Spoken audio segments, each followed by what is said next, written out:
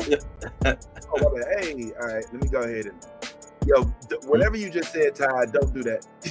Manny, get the drugs. No drugs. Not this early in the morning, please. All right, this is a family show. All right, good morning, everybody. Good morning, He everybody. said hugs, not drugs. Hugs, yes, hugs free, as much of them as you can. What's the THC percentage on them hugs over there? Yeah, let me go ahead and crank up the IG. All right, IG, for once, I actually didn't forget to hit hello. All right, come on, IG. Where y'all at? Okay, I got one IG up and running. Where the other one at? Where you at, IG? All right, what up? You know what? Whatever, man. All right, hey, good morning to everybody who's tuning in. Please forgive me. My energy is not where it should be, but I'm waiting till Ty give me these drugs. Then hopefully they get back up to par. What's that powdery substance you got there, homeboy? Slip it in my coffee right quick. I'm just kidding. Yeah, what's going on, man? We do gonna have a good time. Listen, I'm not gonna lie to y'all. This is not news. I'm just gonna keep it G. Jonathan Majors and Meagan Good have been on this train wreck tour since Jonathan Majors had this incident with his snow bunny, and they have been constantly in our faces about what this is, what this isn't. I just wanted to put it to rest. Now, there have been some talks about possibly bringing Jonathan Majors back into the fold after he had, after he was, I think he was acquitted or something like that. Like the girl ended up getting arrested or something. He wasn't acquitted. Not acquitted. Okay, he just got charged with a lesser charge. So he got misdemeanor charges. Okay, so I don't want to spend all day on this because I know that this is really getting annoying. To me, frankly, it's annoying. But it is new and it's news and it is in our lexicon since this is Kang and that is old girl from Shazam. And I can't see them as anything other than that. As of recently, evidently, they decide they're going to go ahead and go out and I guess call themselves getting married. And I don't know, y'all. I'm like, man, just make it stop. Talk to me. For you, Jonathan, you found love with actress Meagan Good. And I read that y'all got married yesterday. You's a married man. What happened here? You got to tell me about this day. I said to Megan yesterday, I said, today might be the happiest day of my life. Yeah, I love that woman so much.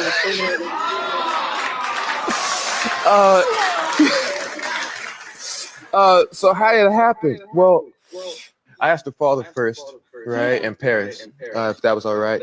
He said, that's cool. My mother passed her, and she came to the premiere, the LA screening. Yeah. We had told her that, hey, we're gonna do this thing, and we did. My mother married us yesterday. Her mother was there. Yeah. Her mother was there, and we had these rings, and we got them engraved in Hawaii. But after I spoke with her father again, we finally got to do it. But it was always a plan, So wow. I love this for you. All right, so I'm not whelmed, but I am underwhelmed, and I'm gonna keep it G. I rooted for John Majors so hard throughout this debacle. I mean, there was a part of me that was like, yo, forgiveness. But I mean, bruh, this very week, it was released that he was on tape talking about he strangled the girl. You know what I'm saying? And I mean, at that point, bro, it don't really matter what happened with the incident. You know what I'm saying? So I'm saying, like, Disney and Jonathan Majors, they have no choice but to let him go. They can't. And this resurgence that he's having with all of these headlines in the shade room, he's doing that Michael Jackson thing where you cool with Elvis Presley, them daughter and everybody, all that, but then once they come at you about your kids, all of a sudden you all black, this, that, the third. Don't come running back to the community, you know what I'm saying? And I guess for me, I'm wondering, like, what's next? Like, is anybody going to give Jonathan Majors? Is he going to get some sort of resurgence, some redemption tour? I mean, because we know it's not coming from Disney. They've completely restructured the entire Marvel script because Kang no more. But who's the tap dance for? What is in the mind, Nolly, of their publicist saying, look, we are going to pour you into every black outlet. We are going to put you in the face of every living room until they finally accept you as a different person than the media is trying to portray you as. But then every time that happens, some bullshit come out about what he did behind closed doors. I don't know what to make of it.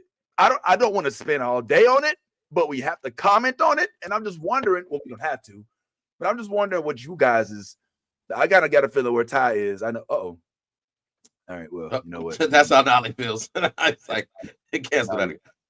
He's like, I feel like, because you brought up a point about the audio coming out, and you know what I'm saying, coming out this week.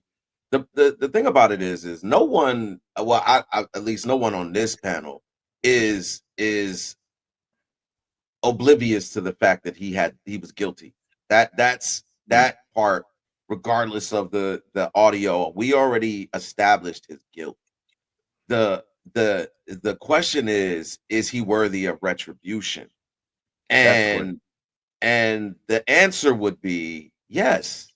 I think there are certain crimes that we can all agree around the board are unforgivable crimes. And I would say that anything dealing with children is unforgivable. Even murder can be forgiven by the victims. It can also be forgiven by the public, depending on the circumstances. But when it comes to children, we are all around the board very protective of children. So whenever it has something to do with children, it's going to be very hard for the public to forgive you. But abuse is one of those things that it happens, and as much as we don't want to admit it, it happens on both sides of the fence. Sometimes you have women that abuse men, sometimes you have men that abuse women, and I think there are situations where it can be an isolated event. It could happen in your life. You could be very sorry for it, and you could change your life from that experience.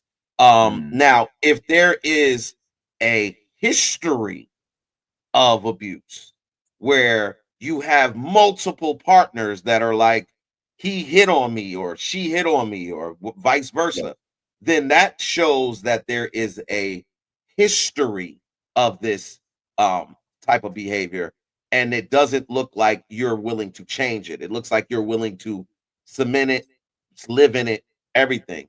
I don't think that one moment in your life where you lose your cool, whether it be a woman or a man, with a partner who maybe you guys just weren't compatible, and maybe it just got to the point where you guys got physical, and you could be very sorry for that moment, because we know that as human beings, we can get emotional, we can get upset and angry, and in that moment something could happen. And if that happens and you are completely honest with yourself, honest with the people that you've victimized, and you apologize, and I think you do whatever the necessary steps are to rehabilitate yourself, I think that everybody is entitled to at least one chance. You know what I'm saying? I'm glad you said that, Serenity. Murder, like I said, murder is one of those things where it depends on the circumstances, because there was a movie, I know you saw it, Vince, and I saw it too. I think it was called Murder at 1600. I think that was what it was called. The one with Matthew McConaughey. Is that the one with? No, maybe it's not Murder at 1600. Whichever. A Time to Kill. My bad. Isn't it? Time to Kill. Samuel L. Jackson. Samuel L. Jackson. where I killed him, and I wish they go burn in hell. Yeah, his you got to do it right. Yeah, I killed him, and I wish they burn in hell. you gotta. So it doesn't change the fact that he murdered those men, but the circumstances. A lot of people, if they pay attention to that, you would say I might have been in the same boat. So murder is it's so that's why I'm like, there are certain situations where things can be forgivable. I'm not sitting here saying if you're a serial killer and you go murder people that you should be forgiven. But if there was a circumstance where that that type of issue or type of deal happened, then I do believe that a person is of the because again, you can't. There are things that happen. You just never know. And one of those things is, like I said, if it's an isolated thing, if it's an isolated event, then yes, people are available for forgiveness. And you would hope that everybody feels like that, because you could be that person in that situation, and you would want to garner some type of forgiveness. And what if everybody felt that same way? Like, nah, Serenity killed him. She should go to burn in hell. You know what I'm saying? All right, listen. I agree with you that people are worthy of forgiveness, and that some acts are not necessarily acts that should commit you to be shot by death by execution by a firing squad. I understand that, but you understand that just happened, by the way, here in my state. Thank you. You're welcome. This is America. Don't get you switch up. But we got to understand that we're not asking Jonathan Majors to decide between whether or not he's going to. We're not saying Jonathan Majors is getting sentenced to life. We're not saying Jonathan Majors is even getting probation or house arrest. But when you do commit certain acts, unfortunately, there are brands that may not want to be associated with those types of acts. And the thing that I think is very interesting is the fact that Jonathan Majors is going through this crazy thing, which he put himself in his position. He did it. He fucked up. But I think why some of us are like, is because we sat and watched what happened with Ezra and his multiple charges with multiple people in multiple places. And they still stuck. Now, I'm not trying to say that was the right thing to do, but I think it confuses some people who try to put everybody on the same scale. I personally think that Jonathan Majors will have his redemption, but I don't think Disney and Marvel will be a part of it, because they have to get rid of the stink that he has put them in, because they basically based their whole phase 5 around this dude. All he had to do was not have domestic violence. That was the one thing. Just don't have bad press. Don't get anything with bullshit. Just don't do it. And the problem is, he didn't come out. This isn't a situation like, and I hate to do this comparison because it's not really fair, because I don't think drugs and abuse are the same, even though you can say those abuse drugs. But Robert Downey Jr., he got caught. He did his time. He was apologetic. He served, blah, blah, blah. He was gone. Nobody really cared about him. Then he was brought back into the fold. The difference with Jonathan Majors is it's almost like he refuses to leave the stage. He's like, look, I don't need to fix shit. I'm perfectly fine how I am. Y'all got this whole situation twisted. In fact, let me just give you a newly branded version of myself that hopefully you just accept, and just forget about that other me. There haven't really been, in my opinion, from Jonathan Majors' stance, it hasn't really been a tour of redemption, but a tour of rebranding. And I think that sweeping over the old stuff is not going to work. You have to address that shit head on. And you got to wallow in the guilt, wallow in the bullshit, and then at some point you'll get your call.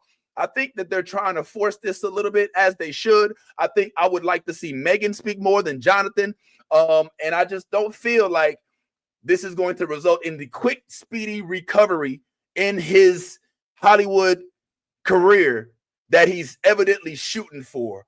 And I honestly, I don't know how to feel about them using this relationship as a ploy to get in everybody's face about it. I'm gonna keep it real.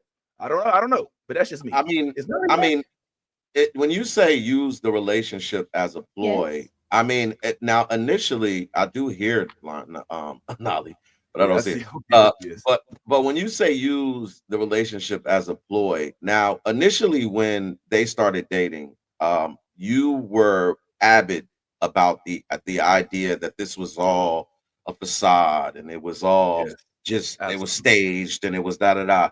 Now here we 100. are marrying. Now Yeah, marriage going to marriage is an extreme step it to is. cement a facade. So Oh, you I mean think that Hollywood?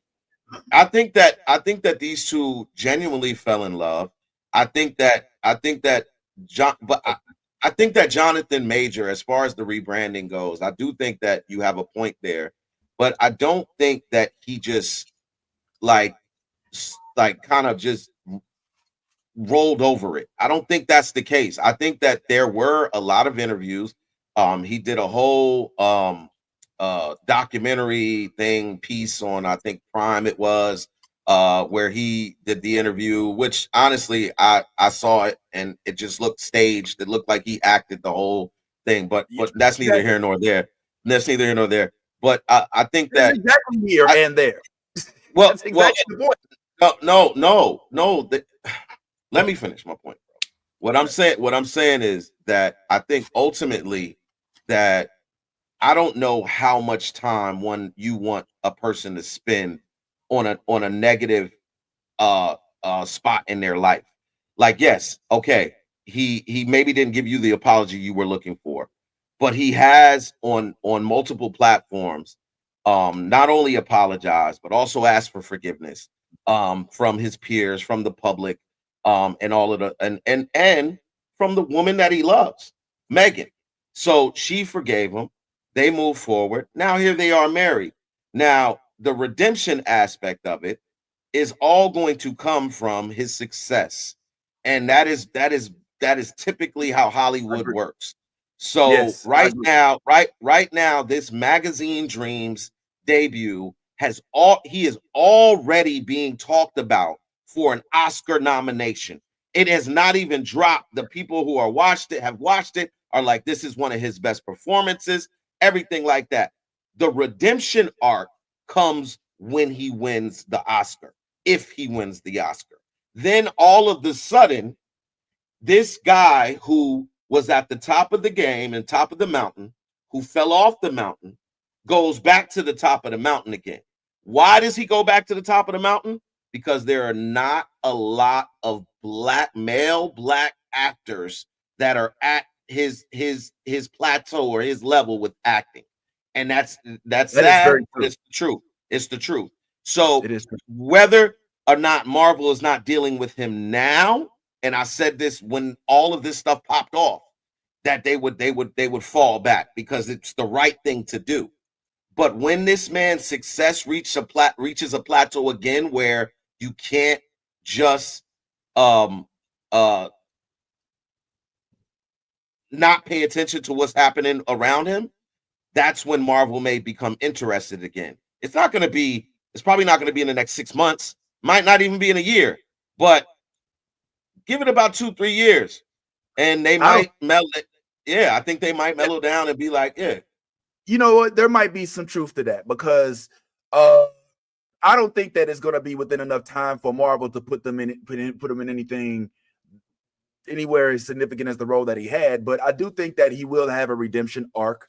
I do think it'll be quiet and then blown. I don't think that it's going to be the one that he wants. I think it may take longer than he wants, but I think he'll have it. But yeah, the stuff that he has set up right now, I don't think it's going to go. What say? I mean, lastly on this subject, real quick, because I want to get off it, because honestly, this is an uncomfortable subject and it's not even fun to talk about. And I got some much more fun shit to talk about, like my review of the movie Craven that I just saw just this week, and I have something to say about what's been said about it. And I also got a chance to see Gladiator, which I have something to say about this as well, since you're sitting there talking about black actors who don't have the range.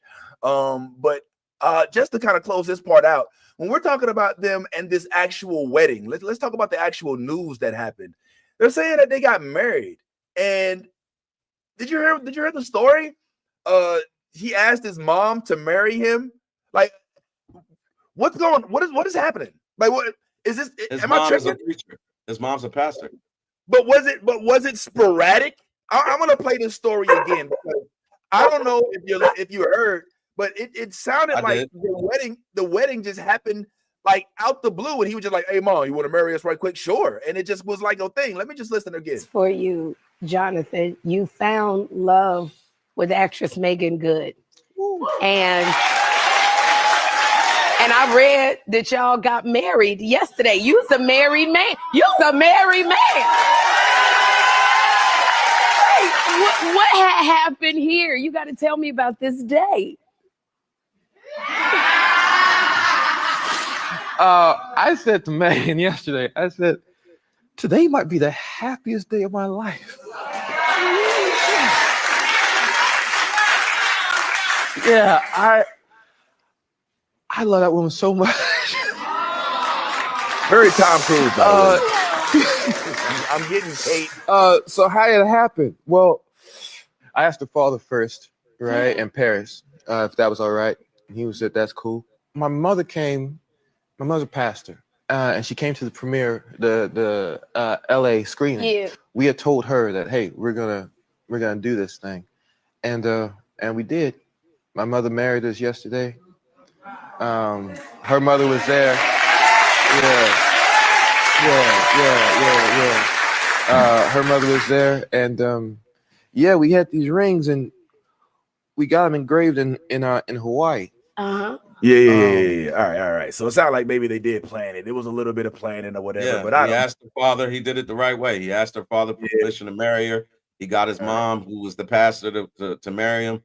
I mean, it's all storybook. Okay. You know what I'm saying? It's like this. It's like the Prince Charming, and you know what I'm saying. Like I met her, and it was love at first sight, and we just knew we had to do it. It was. It definitely seems staged. All I want to say is I really wish that Megan and Megathan, I wish that we were introduced to them on different circumstances. I wish it wasn't a trauma bond. I wish that they didn't meet after this controversy. I wish that we could look at them and be happy for Black love instead of looking at them like like an attempt to kind of you know what I'm saying? Like it just so we'll see 5 years from now what they talk about, you know what I'm saying? But for right now, I'm still skeptical. I give it I wanted to hear from Nolly, because Nolly has from the very jump, you know, been against I don't know if you want to hear from Nolly on this one. I absolutely want to hear. Yeah. I mean, but it's you know, she deserves her spotlight. And about how she feels about this. Do re mi fa sol do re mi me. Okay, I'm ready. All right, hold on. Let me get this right. Okay. I am tired of Black women being forced to clean up mess. You don't want them any other time, but when you need to clean up, get you a Black woman. Why? And Megan herself not in a good place because she fucking spent how many years with that other man? They wrote books together about their godly love. They did press tours about their godly love, and then they got divorced. So she was not in the best of places herself emotionally. So not only are we taking advantage of a Black woman, we are using her to clean up an image because the internet was wrecking your ass for telling a white woman she needed to be your Coretta Scott. And which technically she was. She was getting her ass beat. She just wasn't Black. I'm tired of it. I'm tired of it. And also, I'm tired of everyone being like, oh, but he didn't go to jail, so he's not guilty. When, if you read the court documents, he admitted to putting hands on her multiple fucking times and begged her not to go to the doctor because she doesn't lie good enough. Like, it's there. The records are there. They are public. You can request them. You can read them. They are there. Black women should not be forced to continue. It's like people who are upset at Kamala Harris for not doing anything about. Y'all didn't vote her into office. So what is she supposed to do as a private citizen? Tell me. What do you want her to do? You want her to come in and be Captain Save-A-Ho after y'all didn't want to elect her as president? Absolutely the fuck not. It is not Black women's job to clean up everybody else's mess. Okay? Black women will be the first people to spot shit and be like, you should clean that up. And then everyone be like, no, it's fine. It's fine. And then when the shit pile gets bigger, they'll be like, you're not going to help with this? For what? For why? For what? This man used her to be like, oh yeah, no, what I meant by a Coretta Scott was like, I needed a black woman. And look at me, I'm so in love. I am practically Tom Cruise jumping on Oprah's couch right now. Like, look at me. Sir, be so fucking for real. And I'm tired of all these women all up in the comments of all these fucking posts like, he didn't do nothing wrong. Okay, girl. Okay. I don't want to hear nothing from you when a man puts hands on you and everyone's like, oh, but he's such a nice guy, he wouldn't do that. And you're sitting there with bruises. Do not.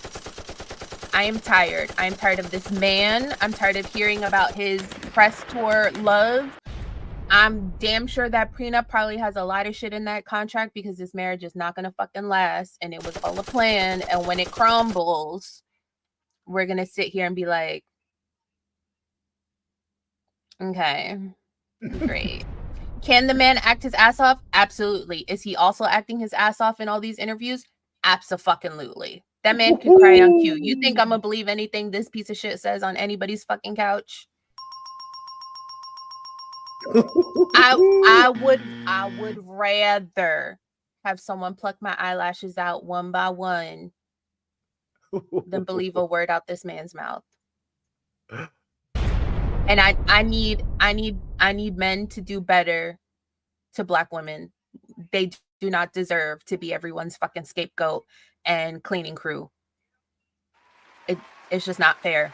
The most disrespected woman in the world is a Black woman. And we continue and we let it happen. We let them parade Black women around and do all the shit that they do. And here we are. I don't like it. I'm over it. I would like the world to move on.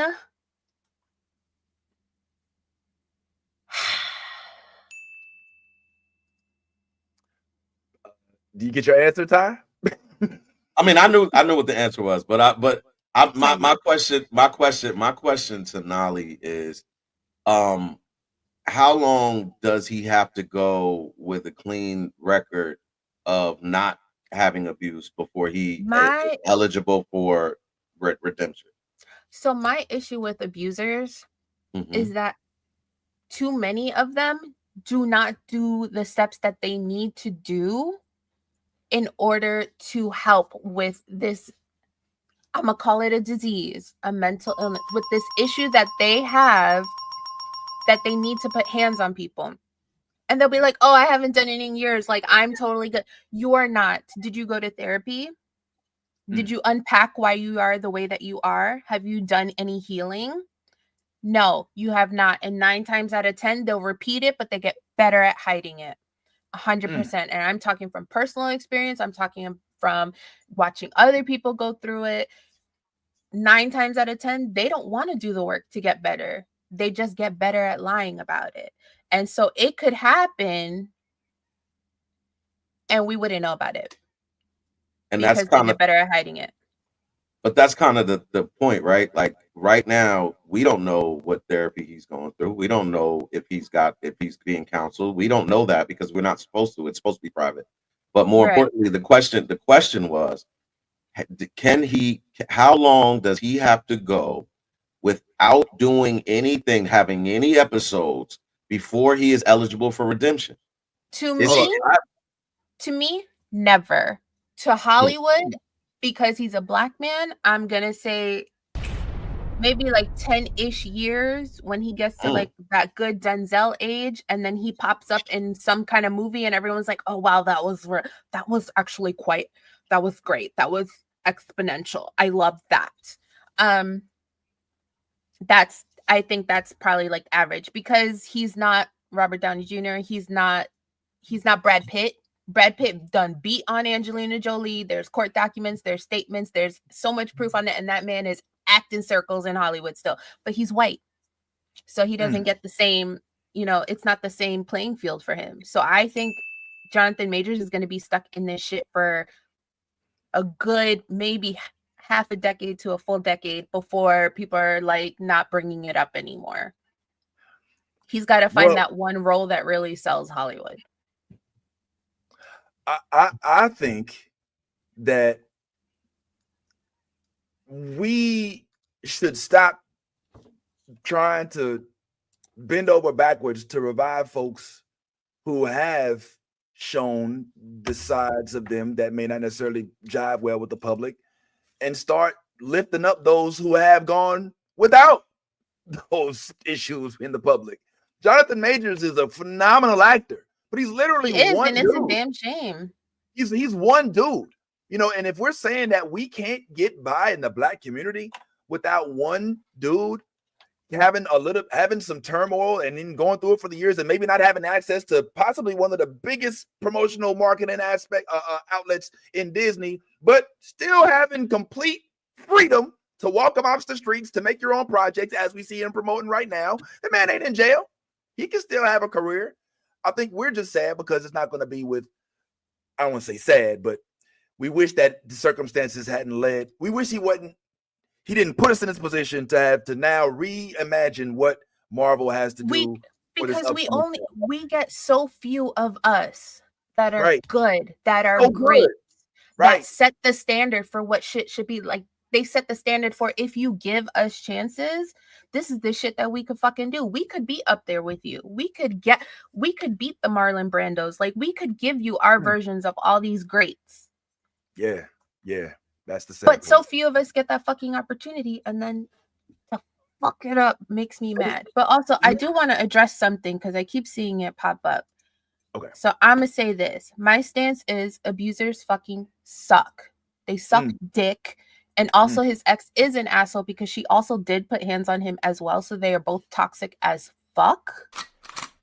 Do I want him to get redemption? Absolutely the fuck not. And that's just me from personal experience, having to deal with an abusive marriage myself. Like, absolutely the fuck not. No redemption. Do I think he will get redemption? Yes. Do I think it will take longer than it does white people in Hollywood?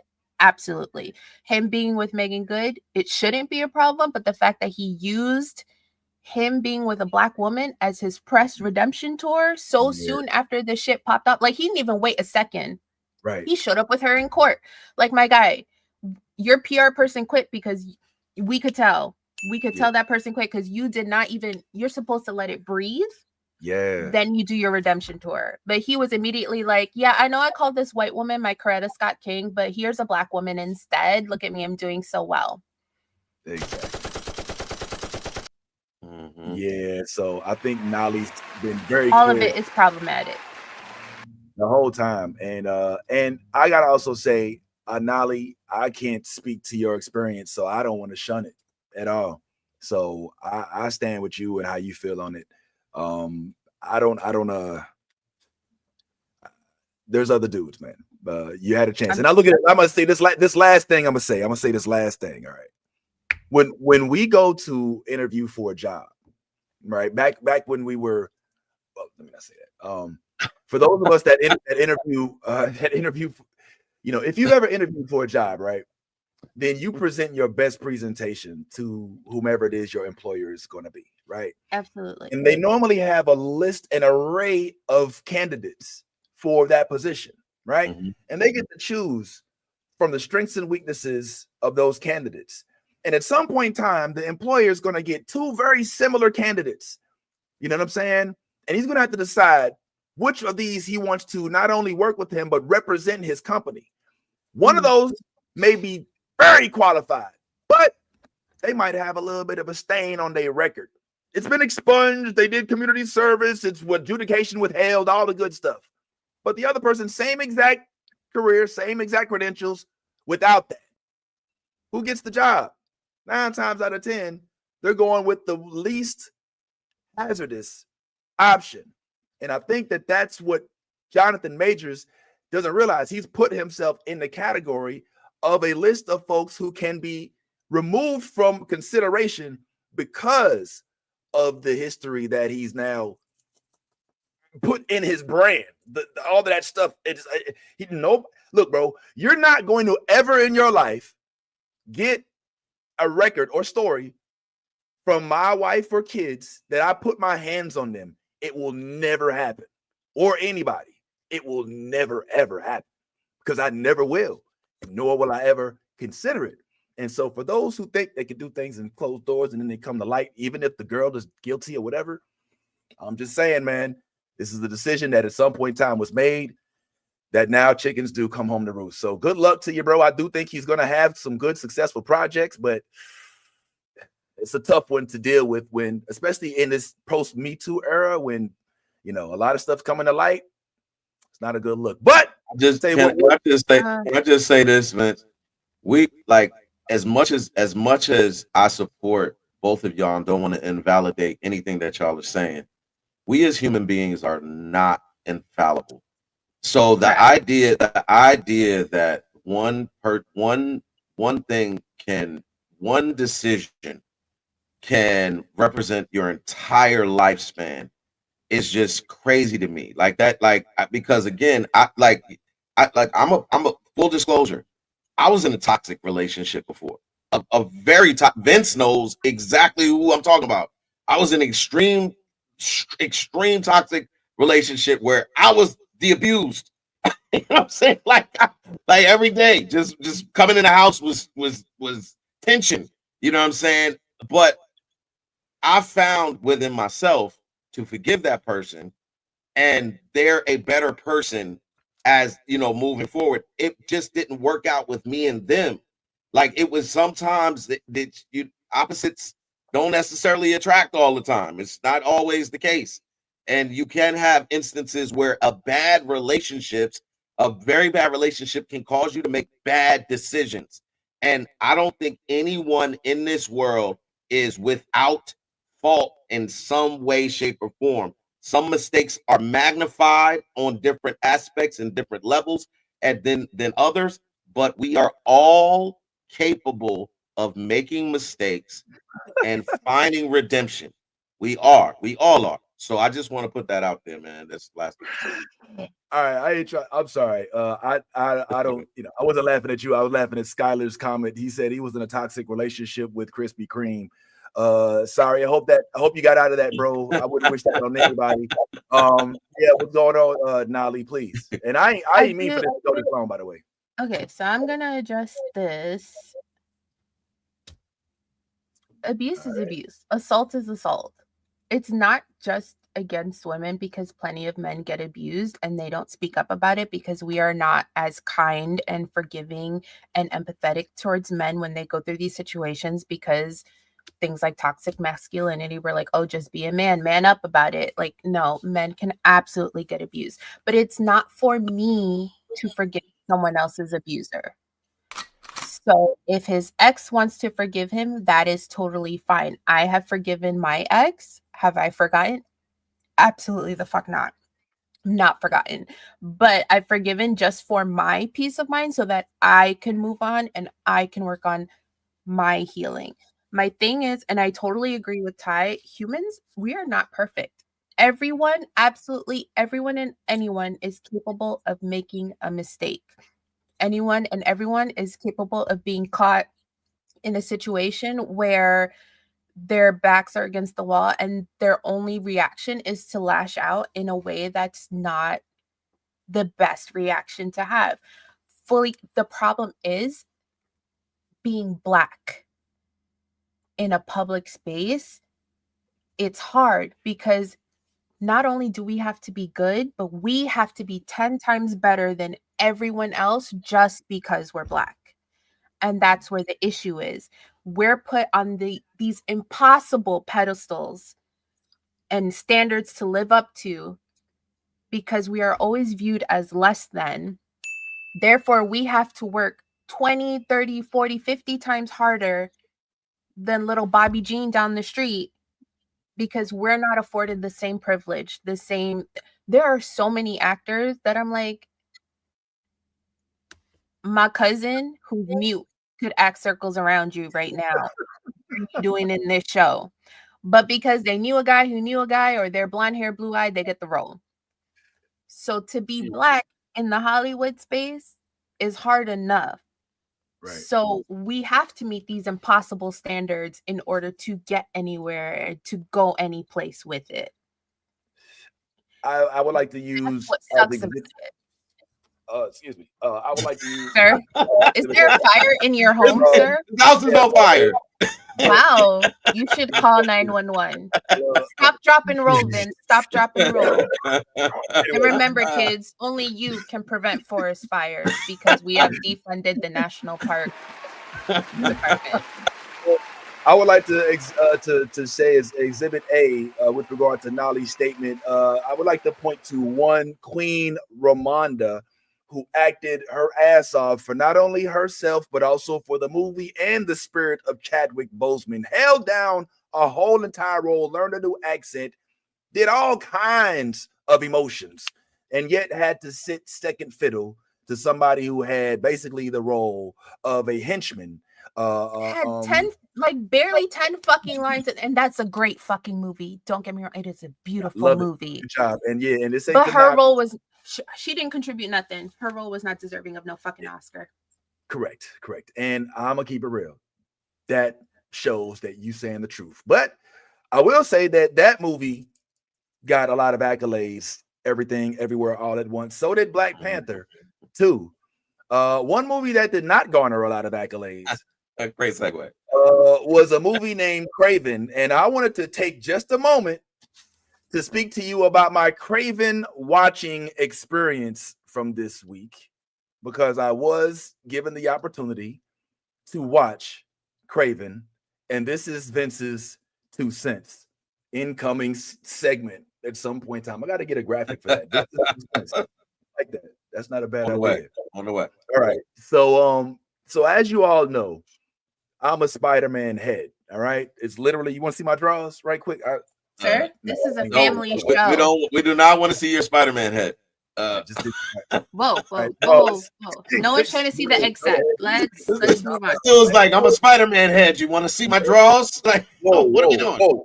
Sound like a spider crackhead, but okay. All right, I'm gonna mute everybody for a second. So I, as a Spider-Man head, was excited to hear that there was a Craven project, even though I know Sony has been very trash at putting out movies. For example, see Madam Web, please see Venom, see Morbius as an example. So when I heard about Craven being rated R, I started to change my tune. I say, oh, whoa, rated R? Okay, so we're going with the violence aspect. I like that. You know, I like the violence. But then I started to see the reviews, as one does, before the movie came out, and the views were obviously less than flattering. They were saying things like, this movie is trash. I remember Ant said he heard that the groups of critics were laughing inside the screening of the movie at how bad it was. And it discouraged me to all end. I didn't even want to go see the movie because I was like, man, what? I don't want to be even more disappointed after seeing Venom 3 and seeing how trash that was. So, you know what? Whatever. I'm just going to wait till it comes to Netflix or something. Well, Craven hath come to Netflix. And on a night where I wasn't feeling that well, and maybe the THC was running kind of nights, and you was feeling just like watching whatever, I clicked on Netflix. And what do I see? Craven the Hunter, available for watch. I give it a gander. Say, oh God, I know it's trash. Let me just watch it. So I start watching, and I'm waiting for it to suck. About an hour in, it has yet to suck. I'm seeing action. I'm seeing fairly decent acting. I'm seeing character arcs. I'm seeing character introductions. I'm seeing superpowers that were not mentioned in any of the previews, which is dope. That's not what happened with Captain America: Brave New World. And I saw the story that actually mirrored the story in the comic book as it pertains to Calypso and the relationship between Calypso and Craven, and the origin story, which is fairly well kept. And then, to my surprise, I saw fairly decent villainry. It wasn't at all what it was pitched in the movie theater, in the trailer. I got no over romanticization. It was straight violence, and the dude stayed within his bounds. I love when there is a movie where dudes have powers, or girls have powers, or people have powers, pets, it don't matter, but they're not completely invulnerable. They can be hurt. This is a dude who can't fly, but yet he's jumping from building to building. He falls, he bleeds, he cuts, he breaks bones. All right. Yeah, he can see and hear and smell things better, but that's about it. Other than that, he just got to fist fight you like any regular ass motherfucker.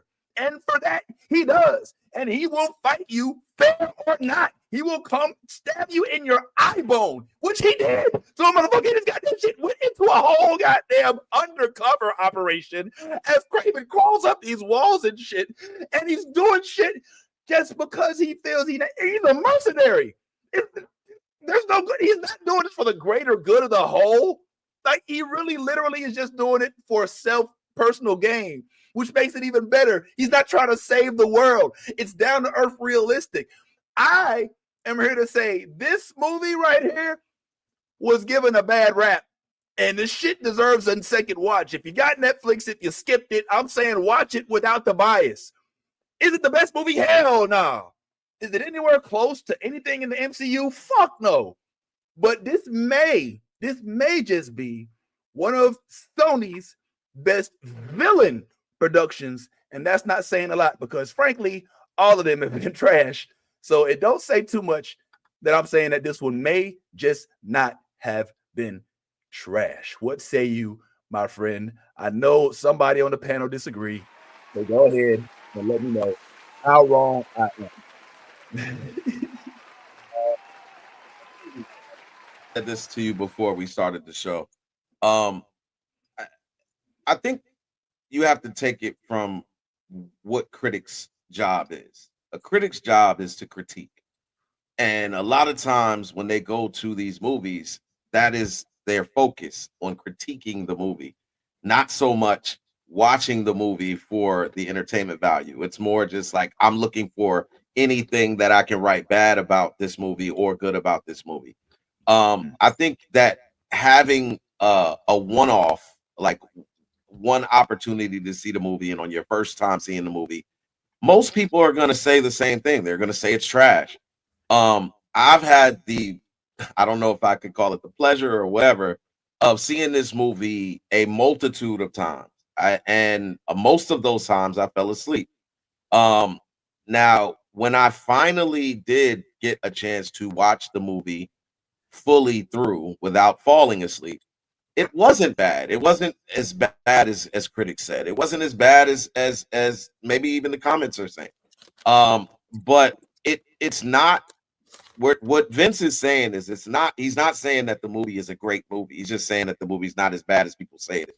And I would agree with it. I think that also the Netflix platform is a platform that you get. You basically, at this point, Netflix is for the world, y'all. Netflix is the platform that is circulating more movies and everything than anybody else, I think, at this point. So when you get an opportunity to sit at your home and relax and have all of your goodies next to you, and you're in a pleasant mood, and you watch this movie, it isn't that bad. It really is not that bad. It's just, I think, going to the movies, this is not a movie that you probably wanted to go to the movies and see. This movie, Doritos and carrots, I know that's right. But this is definitely more of a, I'm at home, I'm relaxed, I'm in chill mode, let me get prepared for bed, let me just throw something on. And then you could either be pleasantly surprised or you can get a good night's sleep. Either way, it's a win-win. It's a win-win for you. But yeah, I know, right? But Craven definitely was not as bad. I personally don't like the actor who played Craven that much. Whoa. I don't. I'm just being honest. And I'm gonna tell you why. Taylor Johnson, did you like him as Quicksilver?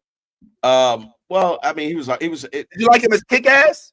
All right. Well, Kick-Ass. Yes, I loved him as Kick-Ass. Yeah, he was younger. He was a kid then. Also, that's how age works. Well. I mean, I'm just putting that out there that he was a kid. All right. Damn, man, but as far as Quicksilver, he didn't have a lot of speaking roles as Quicksilver. True. He just ran around real fast. But more or less, the thing that I didn't like about Aaron Taylor Johnson, right, is you ever seen a dude that goes to the gym and lifts lifts a couple of weights and then goes in the mirror and is like this in the mirror? He's like, yeah, look, As you should. jacked. You should. I'm jacked. I'm like, this is how. If you watch Kraven the Hunter, that is Aaron Taylor's posture. That's his posture in the movie. He walks around like this. I swear to God, if I'm lying, I'm flying. He walks around like this, and that bothered me for some reason. I was like, why is he walking around the movie like this? But I swear that it bothered me. Some things bother people, some things don't. But that was one of the things that bothered me. It did. He gave me the vibes of a dude who's not as big as he thinks he is. You know what I'm saying? So it's like yeah, you work out, cool, great for you. But I'm just gonna find out if it's as big as I think it is. No, see, I can't. I wasn't. Right. I didn't have the sound effect ready. I'm done. He's got yeah. Well, look. Let me say this. I feel like the role of Kraven calls for him to walk and exert himself a certain way, but it doesn't. I do. I think that's the case, but I also think that, like, I don't know. You might be taking him and letting his stature deplete the actual well thought process of this movie. Like, the movie actually didn't. I don't see where the big. There was a few big things that I saw wrong with the movie. The first thing was how Calypso.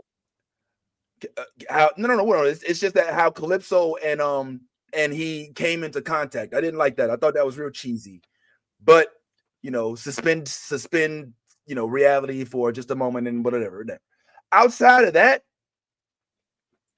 what, bro? The characters were decent. Like, they introduced, spoiler alert, they introduced Chameleon and a couple of other popular Marvel villains from the Spider-Man universe in a manner that wasn't cheesy, right? That like Russell Crowe's character, the whole him and what happens to him and all of that. That shit's fascinating as fuck. This was a good movie, bro. It wasn't great, phenomenal, in game. No, But was it trash? This movie did what happened to this movie was what happened to me with Fantastic Four reboot with Michael B. Jordan, where everybody basically said off rip like shit's trash and didn't give it a chance. And the same thing happened. I was like, all right, I ain't gonna see it. I ain't tripping. And then I saw it and I was like, what is wrong with this movie? This fucking movie is good. It's a good ass movie. And it's the best, once again, Dr. Doom on screen, point blank period, until I see RDJ. It was. The nigga was exploding motherfuckers' heads, walking around the hall, going to get some cinnamon and some adobo out the fridge, and excuse me, just killing motherfuckers like fuck. You know what I'm saying? And nobody said nothing about that. It's just nobody said nothing. So I'm not gonna let y'all do what y'all did to Fantastic Four with regard to Kraven. Best movie ever? Absolutely not. Trash? Fuck no. Somewhere in between. It was a good movie. That's all I'll say. Eternals too. I see you, Lorena. Yes, Eternals too. I watched Eternals, and yeah, it was hard for Eternals because it came right after Avengers. And so people are expecting Avengers level movie theatrics on every group themed movie. But we quickly learned that's not the case. Eternals took a completely different pace. And dare I say, I stay remember for forgetting his name, but I'm gonna go to the comments real quick. Chat, tell me, who was the dude that old boy played that controlled everybody's minds? Please refresh my memory. Remember the dude who had the control? He's like, yo, I could stop this all right now. Why don't I just stop? I can control everybody. I can control everybody. You remember they went to his town and he just had everybody was under his control. Like we talk about Wanda, this motherfucker had everybody under his control. And he's like, I can do this with everybody in the world. Why don't we just do this with everybody in the world? They're like, that's not the way we get down. Drew, Yes. Yeah, from Eternals. Bro, Eternals was a great movie, and I don't care what anybody says. That shit was fire. What movie? Yeah, she said Eternals was great, and it was fire. And I'm one of those people. I'm one of those people that disagree with y'all wholeheartedly. That shit was trash. And not only and not only was it trash, but it was it reminded me so much of Justice League right after Justice League had came out. And then you literally almost it damn near was almost copy and paste of Justice League. And I hated that. I was like, yes, absolutely. And it was man, come on, man. Look. It was nothing. There's some things I agree with you. There was some stuff I agree with you on, but Eternals was not it. Eternals was not, and I've watched Eternals multiple times just to make sure that I wasn't just, clapping at something that I didn't need to clap at. Nah, I to this day I will, and I've kept this stance since this was Eternals was not good. It was not good, and I know why people. I know now. I will say this: there were a lot of people that were hating on Eternals for the wrong reasons. Now, those people I have nothing to do with, but I'm talking about just as from a standpoint of watching the movie. Nah, man, stop it, stop. And that's why they canceled the follow-up movie to it. So come on, man. If it was good, if it was as good as people thought it was, or it made the type of money that it should have made if it was a good movie, nah, not at all, man. That was the disappointing movie. Nah. And I feel like this is exactly what happened. The press about Eternals was less about the Eternals and more about how Henry my dog from Atlanta was playing fast and was a black dude who was going to have a gay lover, and they were going to have a kid, and that started hitting the screens. And as soon as that happens, then the black community comes out with, well, they always trying to make all us gay, and I ain't supporting this shit and all that, blah, blah, blah. And that starts to become like the major theme. You know what I'm saying? And then it starts to step on the marketing with regard to the movie and everything else that was so phenomenal about this movie. We got a celestial that was bigger than the ocean, that's stuck in the ocean. That shit stayed all the way up until our most recent release of goddamn Captain America, where they rolled off of that shit. And then we got freaking Droog, who can control everybody. All right, we got freaking Athena, who's living with a guardian, badass old chick. Freaking, I'm just gonna say it. Angela Jolie bodied that fucking role. She was killing it with the goddamn choreography. Selma Hayek was in this shit.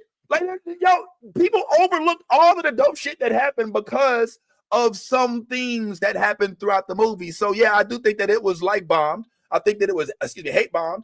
And yeah, I agree wholeheartedly with Nolly. The movie was good. I understand. I don't do names. a girl has no name, man. I don't know. Some things I did in my life kind of messed with my memory a little bit, so can't speak on that. But that's my opinion, and that's just how I feel. But as far as Craven goes, again, I'm not saying that you're gonna love it. I'm not saying that you're gonna like it. But I'd say if you haven't seen it, you may not hate it. And that's all I'm saying. Now, of course, we talk about Craven because Marvel is on topic. And for some strange reason, like we keep seeing different stories about in Marvel. Now we're learning that, I guess, Dr. Doom is what are we doing? What are we doing? So now we're going to make the multiverse. We're going to turn. Is this Iron Man becoming Doom's like Dr. Doom, instead of it being Victor Von Doom, is it? What am I reading here? Help me understand. Iron Man's death is a part of Dr. Doom's story. So are we taking? Are we merging Tony Stark and Victor Von Doom now? Is that what we're doing? I don't know. They'll probably make it some weird shit where like Iron Man's death caused something to happen, and now that like we have people traveling through the multiverse, probably someone carried something towards whatever universe that this Doom is in. I don't give a fuck. I don't give a flying fuck. I do not care. I will watch it, but I do not care at this point. All right. I don't know. I don't know what we doing. At this point, we just got money and we're throwing it at things. Whatever. It's just I don't know. Like a whatever, just whatever type thing. All right. Well, it feels. You know what it feels like? It feels like there's. It feels like they're gonna use the idea that Tony's like one of the most smartest people in the world, and we need Tony's brain. And you know, the only way to save us all is we got to find Tony. And I can see Doctor Strange going into the multiverse, going to pick up a Tony, and it turns out that Tony in another world is Victor Von Doom. And like, bring them back. Shopping. It's got to be something like that. You know what I mean? Something to that degree, man. But I'm with Nolly. It doesn't even matter what the concept is, what the storyline is. We're gonna pull up. We're gonna pull up because we're addicted to absolutely these type of movies. Right. So if it's dirty shit, sign me the fuck up. I don't care if it's gonna be good. Whatever, just sign me up. I'll be there. Who all gonna be there? Don't care. I'll be there. Doesn't matter. All right. Well, let me ask y'all this. Can I sign y'all also up for a new reboot? A new reboot, perhaps, of a can you hear me? Of a Power Rangers movie? Absolutely. And in any lifetime. Lifetime, in any multi, I do not give a fuck. Give me some of that shit. Right here. Right here. Right there. I'm one of the few people who loved the last iteration of Power Rangers. I don't care. Okay. I don't hear what nobody says. That shit was fire. Okay, so you like the one with old boy that was with the black dude and the chick who played Princess Jasmine in Aladdin? Yeah, that one was good. It felt like old. I'm all about nostalgia if it's done right. Sometimes I think we get too much like Disney. Not everything needs to be live action Disney. I'm looking at you. But there are some things from my childhood that I would love to keep seeing, and Power Rangers is one of them. But also, while we're on the topic, give me a Gargoyles movie. Thank you. I'm all about nostalgia. I love what I love. And so I've been living with X-Men 97. That shit has been great for me. Give me Power Rangers. Give me. You know, I remember watching Power Rangers was cool because of the. See, back before people were Naruto running during recess, we was doing Power Rangers. I still got it. Yeah. I'm still going to throw that jutsu out there now, Sarah. Yeah. Morphin time, bitch. Yeah, man. It is what it is. All right, so we're into a Power Rangers movie, and also don't go too far because I've just been given some breaking, some new information regarding the movie blog and an encounter with a Ron Rico that we might show up here just in a moment. So don't go too far. But yeah, there's also other things afoot. I was curious about you guys' interest in. You know, we just did see Invincible. The whole, we talked about the finale and all of that. Yes, did a breakdown and everything. But what would you say if I told you that Invincible and Robert Kirkman and such are potentially considering introducing one Spawn in an upcoming season during Invincible? Would that make sense for y'all? Would y'all be excited about that? Are y'all geeks? So I don't read the comics. So how does Spawn tie into Invincible? Yeah, I don't know, but I know Spawn is hella violent. Invincible is hella violent. Crossovers happen sometimes. From what evidently, this is when I need people that read the comic to chime in if possible, but evidently Spawn was somehow played a short role in the origin of Invincible in one of the comics, made a quick appearance. And because of that, there is a pathway to bring him into the series somehow. As for the historical aspect about it, I'm not completely sure, but it appears this is not bullshit. All right. And if we get a Spawn introduced to Invincible, does that now give the Amazon Prime world credence to expand on a Todd McFarlane Spawn project? Maybe. Well, shit. You know, I mean, got the movie. They already been talking about Jamie Foxx playing him in the movie. Yeah. Are we in agreement with this? Are we liking this? Are we questioning it? He appeared in a single panel in Invincible number 60. That's enough for me. You know that's enough. So I mean, it just got to make sense. Make it make sense. I mean, if we're just talking about appearances, I mean, shit. You could just CGI that man in the background beating somebody up. I mean, I mean, I don't know. I'm more. I think my interest lies in the live action Spawn, not so much. I mean, I did watch the animated series as well. It was decent, but it just got to make it make sense. If we make it make sense, and I honestly am probably more apt to watch it because of what I've seen thus far from Robert Kirkland, as far as like the writing goes and the storyline and everything. They've been phenomenal with the writing. The writing has been phenomenal on Invincible. So as long as you can make it make sense, and I did see that last episode where the dark blood was like, hey, we found, you know, so okay, maybe that's the whole thing. You're bringing Spawn into the fray. Now, my question is he villain or is he foe or friend?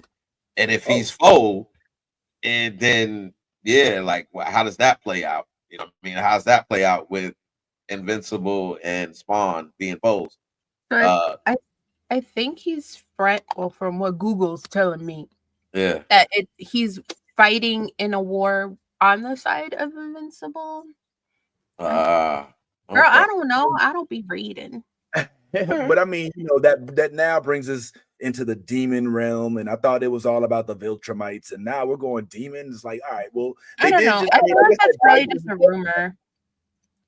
Well, I guess we'll just have. If we're being honest, like the way it was, it's still the Viltrumites. Obviously, they're the big bads, quote unquote. But apparently, once Invincible's father has dropped the ball, that it's only like 5 of us left. It's only like 5 of us. Yeah, he said that. He was like, yo, it's only. He was like, yes. He was like, yo, the secret is, it's only like we're looking to make more of us because there's only like a few of us left. So that's the he let the cat out. You don't remember because doesn't Conquest come ahead of the army? Like, I don't understand. No, Conquest is sent to planets to basically do that. He's there to take over the planet and prepare for the Viltrumites to arrive. But what I'm saying is, I just said that his dad dropped the ball when he told Alan, hey, it's only like, you know what I'm saying? We're like, it's only like 5 or 6 of us left. Like, it's like, yo, he's like this is the truth. There is no Viltrumite army. Empire. He was like, there's no empire. Like, we're like at the point of, extinction. Like, this is where we're at. So they're trying to go to a planet and and look, this is the crazy part, right? Viltrumites don't believe in cross-pollination. So they don't believe in making babies with an inferior species. That's why Invincible's dad. Why do I care? What is his name? Nolan Grayson. Nolan. So that's why Nolan was about to be put to death because he violated these things that the Viltrumites do. So okay, so 50 Viltrumites left. All right, cool, whatever. So we're at 50. So they basically are saying that there is no Viltrumite army or their Viltrumite empire. They're just looking for whatever. I guess that's what it is. So I'm interested in what I've been seeing thus far on Invincible, man. So, but yeah, it is crazy. Yeah, I didn't. I'm curious. Where did you get the 50 Viltrumites left from? Where did that come from? I think Ant might have had the comic. I think Ant might be into the comic, but I might be honest. So the comic and the TV show is exactly they doing it exactly like the comic. I mean, that's cool either way. I was just kind of curious where you got the. I always like to know when that's the case. I love when Nolly is reading the actual story that we watching, and we can like be like, how does this compare? Like when she was doing Rings of Time and all that, that was real dope. But also I know Nolly is in the video games. All right. That dude, you just said Rings of Time. You mean Rings of Power and Wheels of Time? Yeah, I can't do the Wheels of Time. I'm sorry, Wheels of Time. I want to give it whatever that thing on Prime is. Yeah, that thing with the Rings of Time, magic, and the wheels. Yeah, the wheels. I don't even want to talk about Wheels of Time yet because that's a tough watch. But like I said, we are video game heads too, and since we're talking about some projects coming up like Invincible with Spawn and who knows, what say y'all about these video games that are being set like God of War? We're looking forward to this, Nolly. This is a good project for us. I don't know. I'm a little apprehensive about this. I'm not. I love because this is hard to fuck up. Number one, I mean, you'd have to be like negligent to fuck this up, but Prime has done a great job so far. Even with Rings of Power, there's not a lot of book content to go off of to build the world for Ring of Power. We have stories that are sprinkled in smaller books and stories sprinkled throughout the main books, and they're still managing to pull off an amazing show. Fallout was great, and those games spawn different areas, different stories. So I was really worried. I thought they were gonna absolutely fuck that up. Halo was good. Halo was really good. Halo was good. Yes, Halo was good. Stop, Nolly. Nolly, Halo was like good. It was like so good. Yeah. Anyway, yeah. Halo was as good as the last Resident Evil show on Netflix. Oh my God. Oh, whoa. No, it's not. That is not fair. That is not fair. That is not fair. Cap. I'm calling Cap. Oh man. Halo? Master Chief? Man. Wow. The minute he took off his helmet, I said, girl, wrap it up. Pack it up. Pack this shit up. Pack it up. She don't like the leprechaun. Oh, so you don't like the guy? Oh, okay. From American Gods. Yeah, American Gods. My man, I think he's playing. He's doing an excellent job in the character role. He kills it. He kills it as So nah, man, nah. That's slander. And not only that, they got the other girl, the other women that are in the cast. You know what I'm saying? Oh they got man, come on. The way that they fight those, that show. Stop. If anything, let's not even talk about her. His counterpart, that girl, the lady. Yes. Who's with aliens, whatever they call it. Oh my God! Like the role she plays. Yes. She's thinking of language and shit like the fuck. Did you just cuss me out? Can we get subtitles? That's how they talk. That is how they talk. But anyway, I'm looking forward to seeing what happens with God of War. My only fear, the reason why I say I'm apprehensive, isn't because I think it's not going to be good. It's because it now we have to have the story to match the gameplay. Like we've loved the story, the game of God of War. but nobody plays God of War because of the storyline. Right, we play it because it's really cool. It's fun to play. It's fun to watch. It has some cool. That's not true. That's not true. That's not true. Whoa. Oh no! Don't give me that. Don't give me that. Look, we absolutely play it for the storyline. Don't give it as you play it because of tripping. You tripping. You are tripping. We absolutely play. I'm on Ragnarok. I'm telling you, I play it for the storyline because it ties into the last game. Are you kidding me? What? I understand. Listen, unless it's Marvel Rivals, ain't nobody really playing games just for how it looks and beating people up. Okay, games like God of War get played because of the story. The story is phenomenal. Okay, all right. Okay, well, this is what I meant by that. Let me clarify. Let me clarify. Because even before I trade you, because God of War existed. It's a trade. It's not a trade. Atreus. Or Loki, whatever you want to call him. You know what I'm saying? Or Loki. But before the beard, before the goatee, before the whole Steve, Stone Cold look, he ain't had no beard when he was just regular old Kratos who wanted to fight his dad for being an asshole. Those were dope storylines. So the whole tie-in with Greek mythology, I understand, is dope. But my point is, like, when you play God of War, the story is great, but that's not why you play it. You play it because it's a really dope game. So whether the story pans out the way you want it to or not, you're still going to buy God of War because of how well the gameplay is, how dope the graphics are, and all the dope shit that Kratos does with his chains. This instance, listen, hear me out. In a theatrical sense, there is none of that. It has to be 100% action and storyline. So they'll have to flesh out his beef with Zeus. They have to flesh out his beefs with Thor, his beefs with Freya and Freya's son, and all of these other things. And I'm skeptical about how you can do that on in a theatrical sense, especially if they jump right to him having a son already and don't lead all the way through the saga.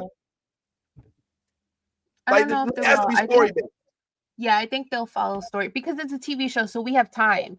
So if it's 10 episodes, that's 10 hours. That's 10 hours of world building.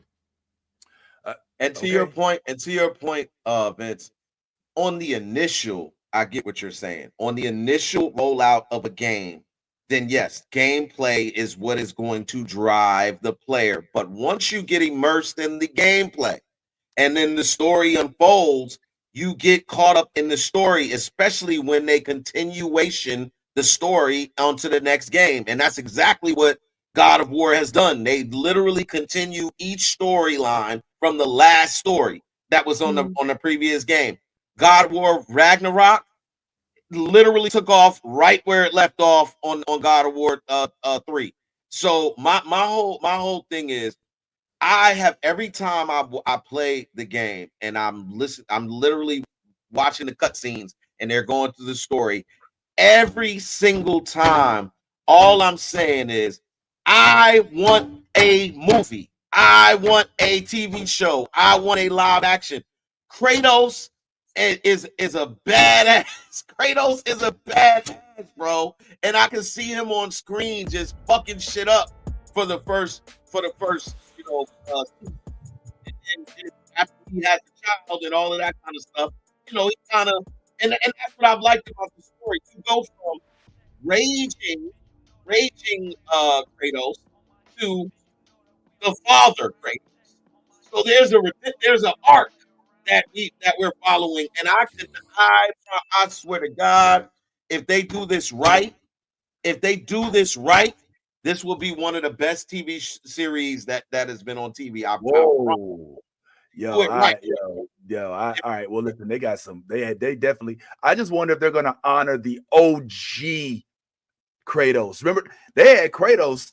Cover your ears, kids. Kratos was fucking all on the verse. Remember they made it like you had to. Like it wasn't even a skip. Yeah. You didn't even want to skip it. Like it was, you can put the girls in the bed and shit. They made you hit button for more. I'm trying to button I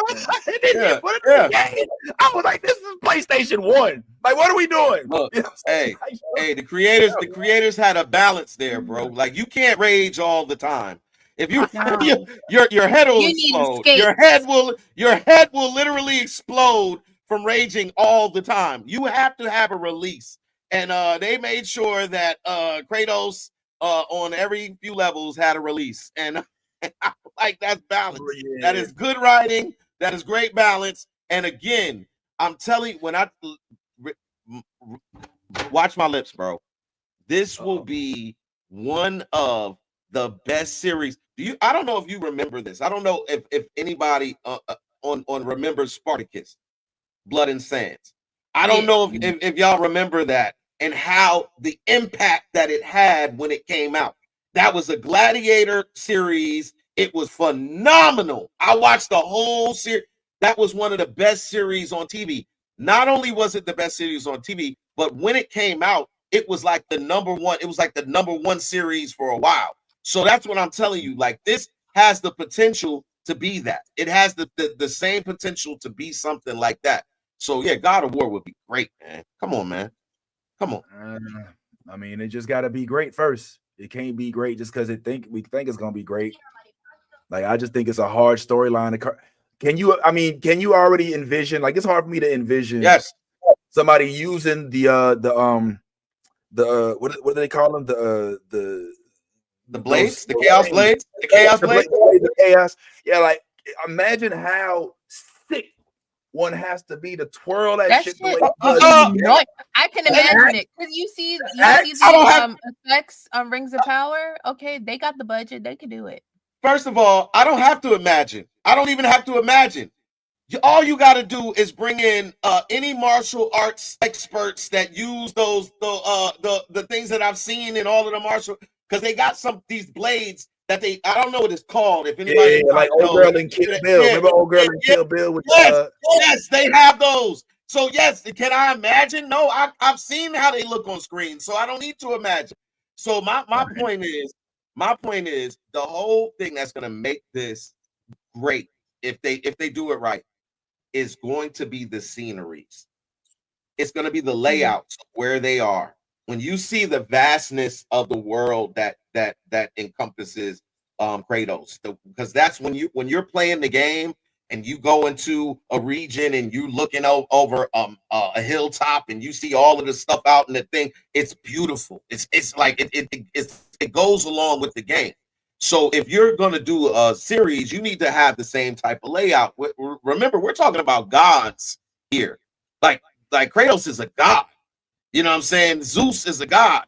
Odin is a god. We're talking about gods. They're supposed to be living in paradise and all of this kind of stuff.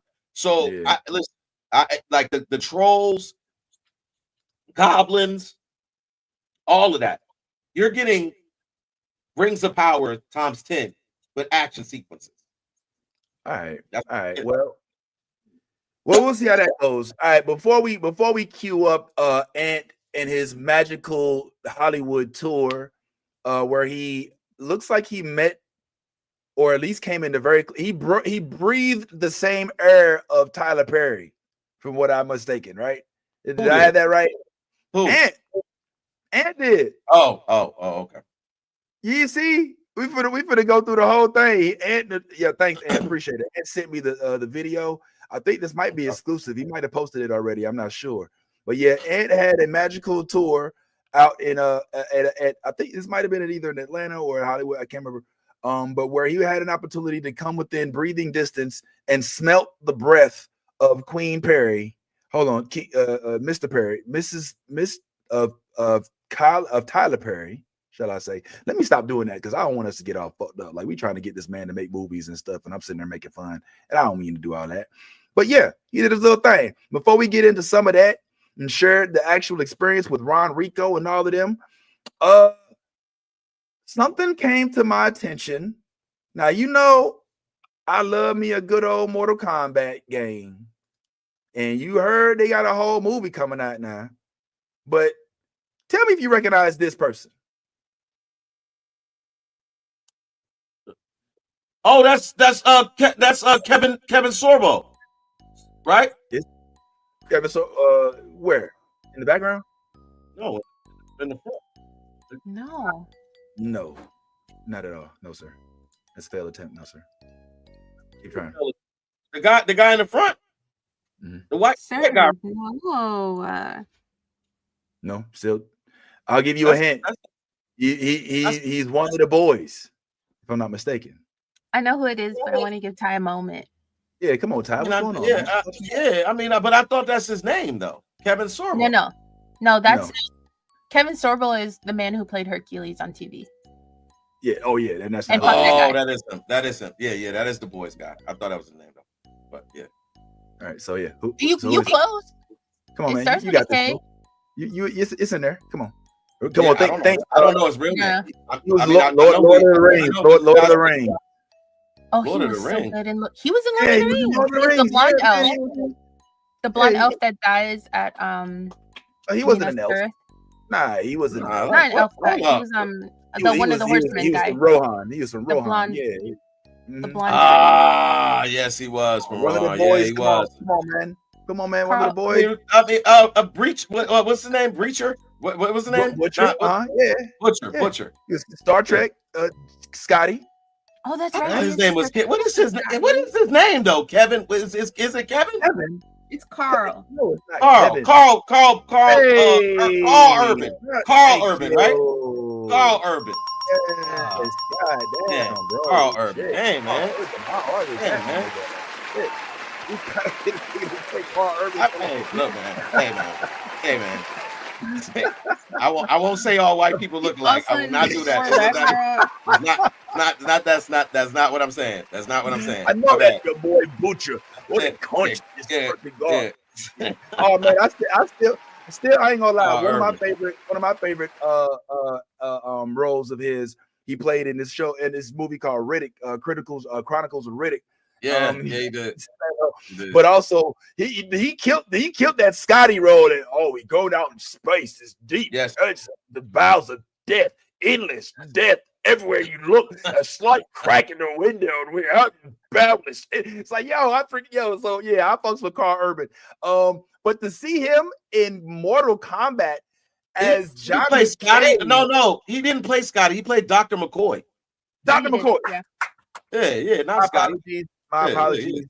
I was like, what? Hold up. I take that flat. It was Dr. Henry McCoy. My apologies. Yeah. Scotty was not played by. You were 100% right. Scotty is Scottish. I had to get my face. I had to get my face back. Dr. McCoy was 100% American. You're right. Get my face back, bro. I'm a scientist. Not a. Yeah, man. Yeah. So. I freaking love that McCoy, bro. He was the best. So him as Johnny Cage breathes a little bit more life into the role of Mortal Kombat, and it appears that this is a continuation of the first Mortal Kombat that they had, where my man from Shogun played Scorpion, and do y'all remember how you felt about this Mortal Kombat? I remember feeling like, okay, it's a little better than, but I just remember Jax getting his arm ripped off and him just having a blank face and just being like, you know what I'm saying? Like there was no my arms, my body, my limbs. He was just like, and I was like, all right, that. You know what I'm saying? But I also always feel like it's a weird thing to try to put this storyline. The Mortal Kombat storyline is, frankly, in my opinion, it's a weak storyline. This whole concept of an outworld and to battle to defend your world. There's a tournament where each member has to fight to the dead. It's like a souped up Karate Kid. With death. I think that they should lean more into the political elements of it and less into the tournament elements. I don't like the whole concept of tournaments to because we're going to take over the world, whatever. This has been this has been a theme for a very, very long time in terms of these type of movies. I think they had a movie when I, in the 80s. I think it was called American Ninja or something like that or whatever. And American Ninja was dope. It had installments and there were tournaments and all of that kind of stuff and everything. But so that's not my problem with Mortal Kombat. My problem with Mortal Kombat is they keep getting actors that are not are not martial artists. Like, stop doing that. Like, it looks terrible. Carl Urban is 6'4", 6'5". Yo, and probably has never done a martial arts scene in his life. But yet because of his acting chops, I guess, or his relatability or whatever it is, there's like, oh, he would be perfect for Johnny Cage. No, he wouldn't. Like this is, look, until Mortal Kombat decides to stop playing games and just bring martial artists into the fold, Mortal Kombat is always going to be a mid movie. It's gonna be either mid or trash, depending on the writing. But the last movie, Mortal Kombat movie they did, I enjoyed. I enjoyed it. I enjoyed it. There was a lot more scenes with the actual martial artists on the crew. And so it made it a lot more action packed, a lot more exciting, and everything like that. But bro, like, until they really just like say, okay, look, we're gonna delve into the actual choreography of it, then it's just gonna keep being what it is, man. I also feel like the Mortal Kombat world is so vast that it should endure a world building type of scenario where I don't think that it's well served in the movie format. I think that it'd be better served in series format. Give it time to flesh out each of the characters. Tell us more about Liu Kang. Tell us more about Kuai Ling, who is Scorpion. Let's learn more about the Lin Kuei clan. And just give us a little bit more. We can have a more fleshed out version, but whenever we have to try to condense it into a 2-3 hour theatrical version of it, we always shortchange some of the depth that we can get from some of these characters. And I just don't think, I think when you have such an ensemble like Mortal Kombat does with Raiden and Kung Lao, and it's too many characters to do that in a movie. When they do it with Avengers and all these others, unless you're like Ninja Turtles and you're a group, you got to give these characters some time to flesh out, and it just doesn't happen. So I hope to see more of it. I did like Melina, played by the young lady that was played by. I think she actually was really cool. She even liked one of our our posts. So I always like when that happens. But yeah, we'll have to move on. Sorry, I'm a Mortal Kombat. I think I'm dying. It got me too. I was talking about like, hey, hey, hold on. Yeah, somebody from the outer world trying to kill us, bro. Like, I'm gonna be right back. Oh man, hey, yeah. Well, on that note, oh man, this is crazy, yo. So look, let's address the comment section, because we have not really big y'all up today, man. We want to make sure y'all know how much we appreciate y'all with all the comments. Everybody is in here today lighting it up with your comments, and we appreciate all of the love and the support. If you have not hit that like button since you've been up in here, what are you doing, man? Hit that like button. Make sure you share this. Make sure you subscribe. You should have already been subscribed, but if you have not, hit that subscribe button. Tell a friend to tell a friend. Thanks, bro. Thanks. Sorry. Death or not, show must go on. I don't give a fuck, bro. I'll be on my deathbed in this bitch. Oh shit, my bad. Let's go ahead and get this shit cranked up. So, as I was saying, before the homie Ed had a chance to go and do some stuff in Hollywood, which are some stuff that was Hollywood related at the very least.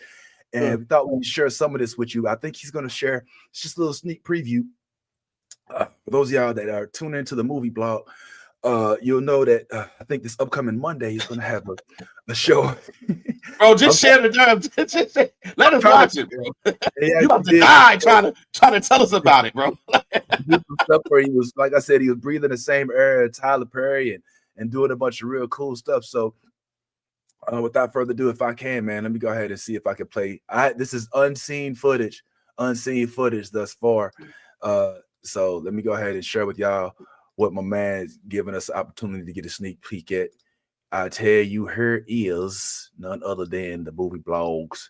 Boy, I can sure talk up a scene, boy. I ain't gonna lie, because man, all in my ass off, boy. You know what I'm saying? You gotta do what you gotta do. Yeah. Without further ado, heard the boy go right here. Let's talk. for a very long time. And you've seen the evolution of Black narrative in film and television for decades. What's been the biggest benefit to the Black narrative in film and television, in your opinion, since you've watched it? And do you think this movie adds to that? First of all, yes, I think any movie that's written, directed, produced, and shot on a studio owned by a Black man definitely moves the needle. I definitely think it helps the narrative. I've seen more and more independent projects. I've seen more and more young directors, writers picking up a camera and shooting their shot. And I think that's the biggest difference. When I started as a kid actor, it was all about studio films. And if you didn't get that studio money, you weren't gonna get your project made. I think now to see with the likes of Spike Lee, I think was the first time I remember seeing an independent film as a young child. And I look at all the independent filmmakers. Hell, Mr. Perry was an independent filmmaker turned, major motion picture, filmmaker. So I think it's changed. It's changed for the better. And I think for men like, Tyler Perry, for men like Spike Lee and all the other countless independent filmmakers that have made great films, I think it opens the door for that next generation of young independent filmmakers. I ain't even gonna say young. You ain't got to be young. You just got to have a script. So recently, Anthony Mackie was in the press, and he said that we're lying to our kids when we say success comes just from work. Yeah. What's your take on that? Oh, that's a hot one. That's the last. I get what Anthony is saying. I'm not gonna disagree with him. Anthony was dropping a lot of jewels in that podcast. I believe it was a podcast. I'm not gonna lie to him. At the end of the day, you can work your ass off and still not get the breaks. He was right. When he looked at them players and said, if you don't get tapped, you don't get tapped, and he don't get tapped, it doesn't happen. They got tapped. I hope my kids get tapped. You know what I'm saying? That's Yo, pause, man. I hope my kids get tapped. Hey, all right. Hey, man. Go ahead, bro. I see Ant doing his thing, man. Yes, sir. Hey, shout out to Ant. Interview Ron Rico and more to come, I'm sure. I mean, Ant always out there giving black voices another platform. And Ron Rico, why? I'm gonna keep it real, man. What's the first thing come to mind when you see him, man? That suit. I'm talking about what role. Man, I'm talking about that suit. When the first thing I seen, I was like, man, that suit is crisp. That is clean. That is clean. What is that, velvet? Like, yeah, dude, that is crisp, boy. I was like, hey, man, hello. I like that suit, man. That suit is clean. Though. I don't know what the black shirt in there, but I don't know. But here's my point. Like, there's so many dope actors like him. He was in what? Like, I feel like he was in like The Game or like there was a show. He's been in a lot of BET shows, and I think he wasn't. I don't know if it was The Game. I think it was All American, maybe. Was he? He was on All American or something he was on. I mean, answer in the comments. I'm sure he could let us know. But I think he was in All American, right? Yeah, I think he also was on the show that LeBron had. LeBron had his own show. I think he was on it. Ron Rico. I may be wrong. I may be right. I don't know. He played Tariq in Sister, and he was also on Moesha. But he's also in one of my favorite movies, Glory. Yeah. Hold up. Wait a minute. Hold up. Glory. That you're not talking about the military. I mean the old black film Glory. He was in Glory. Yeah. Was he a kid? Yeah. Well, yeah. Oh, I remember Glory. I remember him in Glory. Yeah, I remember that. I remember he was a little kid, right? Like, wait, I might be. I do not remember him in Glory. It was a red tail. I do not. No, he was a kid. He's you know the scene where they have the younger kids, the drummer boy, the mute drummer boy. He was the mute drummer boy? Yeah. Wow. Yeah, okay. All right. Yo, he's 40. He's 48. Dang, black don't crack, boy. 48. Man, boy, hey, whoever he sacrificed, man, it was worth it. Yeah. Wow, look at that, man. Whose blood did he bathe in? Man, he definitely don't look 48. Well done, man. The suit is crisp. That suit is crisp. The suit is definitely crisp. All right. Kind of to bring this full circle, so before we get on up out of here, man, I honestly did not even notice this. since we're going to bring us back where we started. But Ant has been so kind to provide some additional footage of when he was actually on a round table with the African American Film Critics Association not too long ago, in which they chatted with none other than That's it. sorry, now That's it. Thank you, Antoine. Survivor's Remorse, which was Survivor's Remorse. Yeah. That was LeBron James. That was LeBron James's show. Yeah. Is it Stars? Was it on Stars? I feel like it was on Stars, right? I'm not saying you're wrong. I said is it on Stars? I don't know for sure, but I do know that was LeBron James's show. Like that was his show. Yeah, LeBron. No, it was. It was. I think he was like either the director or something of it. I don't know, but it was definitely his. But yeah, that's why I saw him at. Definitely didn't want to harp on this, and I know we beat this to death, but so we can go ahead and put the nail in the coffin. I did feel like I'd at least be remiss if I didn't show our folks who watching another one of these. And this is literally going to be just one quick question, but this is our boy also doing the Lord's work, asking somebody else that you all know about some stuff. Unofficial member of the Kang Gang. Just wanted to say first and foremost, thank you. Right? I don't know if anybody else is going to say it, but thank you. We all see what you're doing. You're carrying yourself with such class. We're all very proud of you. I just wanted to say thank you for coming out and giving us your time this afternoon. Thank you, brother. Thank you. Now, I'll be brief. Now, you've played some strong commanding roles before, right? But Magazine Dreams required you to embody a guy who's both physically imposing and emotionally invisible. Ooh. Was there a particular scene or moment that left a lasting impact on you emotionally, one that you still think about even after filming is wrapped? Great question.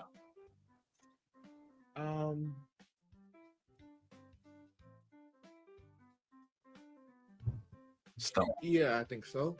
I would say, okay, guys, don't get upset. You'd have to tell me if this part's in the movie because I've not seen it. Okay, so after the exchange, we'll call it, with Brad, and he leaves the trailer,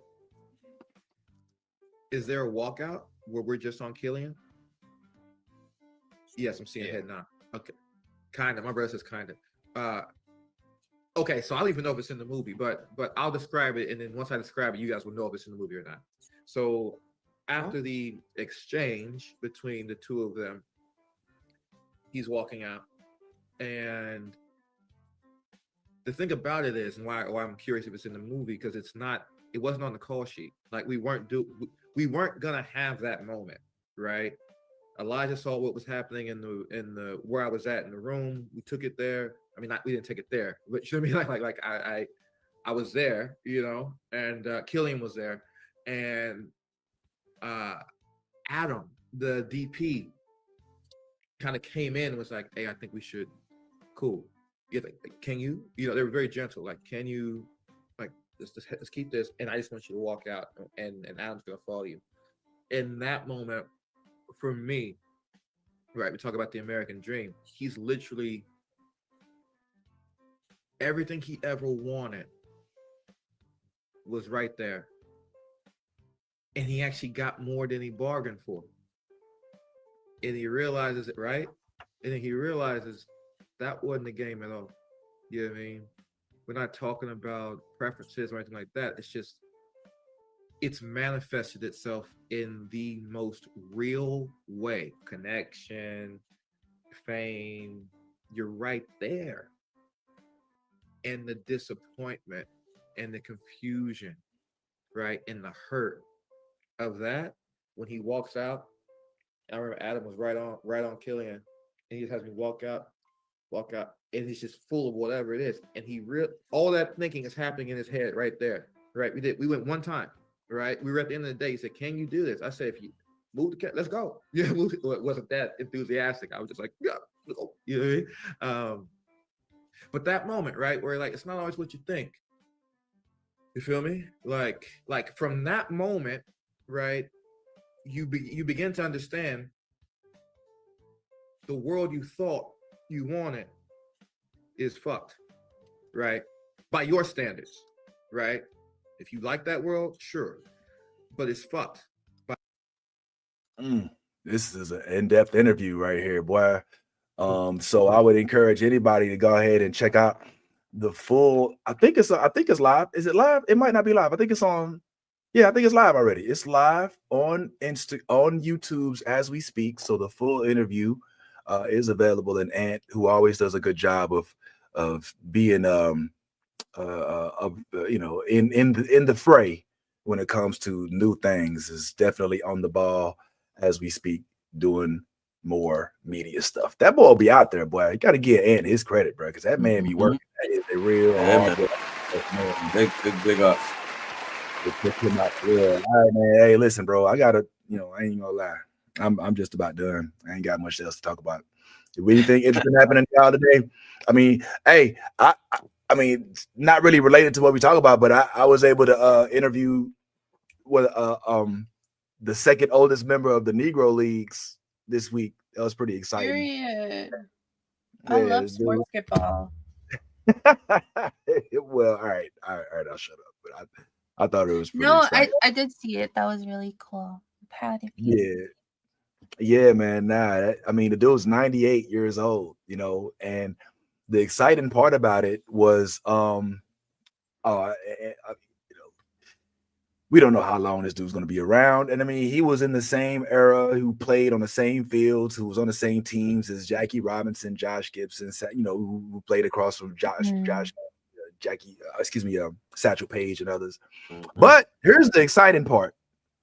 At the end of the conversation, they live in Detroit, and they told me that every year they do a Negro League celebration at Detroit Tiger Stadium, where they kind of let him throw out the first pitch. And they kind of extended an invitation to me to come to Detroit and be amongst them as they are celebrating the Negro Leagues at Tiger Stadium. So this June 13th, 14th, and 15th, I may not be on the show because I do plan on going up there to Detroit to being with them as he's honored. Because this could be cry. Oh no, I ain't gonna cry, man. I mean, if anything, it'd be because I'm in Detroit, not just play. I love Detroit. But yeah, that's something that's pretty cool. What's going on in y'all lives, man, on the way out? I'm on season 3. I'm on season 3. I'm on season 3 of Wheel of Time, and I'm gonna say, because season 2 for me was a little slower. Season 1 I thought was decent. Season 2 was a little bit slower. But season 3 starts off with a bang. They're not playing. There's gore. There's people getting cut in half. They definitely are tapping into the more violent side of things. I'm also watching David and Goliath on Prime. Interesting. And it's actually really good. It takes a broader look at the giants, Goliath and his brothers, and kind of just an interesting twist on the story. And not really a twist, but more of a more in-depth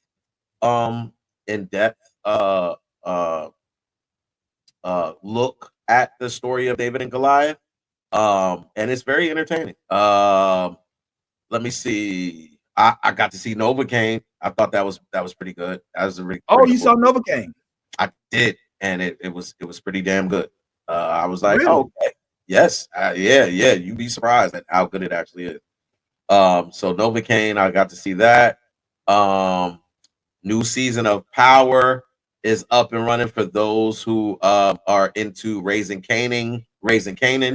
Hold on. Hey, man. I mean, hold on, bro. It sounds like you doing like a whole tie block right now. Look. This is the Bricks Flicks. You know what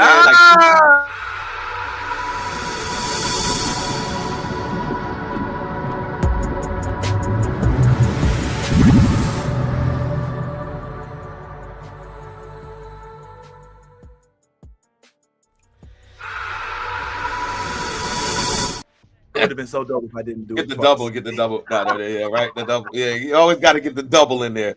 But yeah. So got to see Novocaine. Raising Kanan is out. It's on its 3rd episode.